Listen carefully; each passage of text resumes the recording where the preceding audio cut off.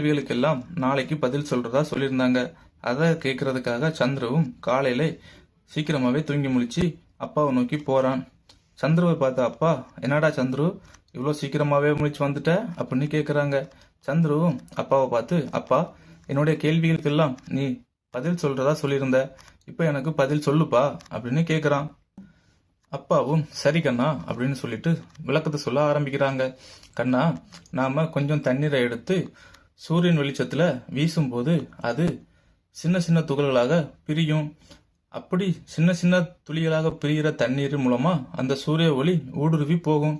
அப்படி போகும்போது நமக்கு அந்த நேரத்துல குட்டி குட்டி வானவில்கள் தெரியும். ஆனா அது கொஞ்ச நேரத்திலே மறைஞ்சு போயிடும். இப்போ அப்பா உனக்கு குட்டி வானவில் உருவாக்குறது பத்தி இன்னும் சில முறைகளை சொல்லித்தர்றேன். அதை நீ கேட்க ஆர்வமா இருக்கியான்னு கேக்குறாங்க.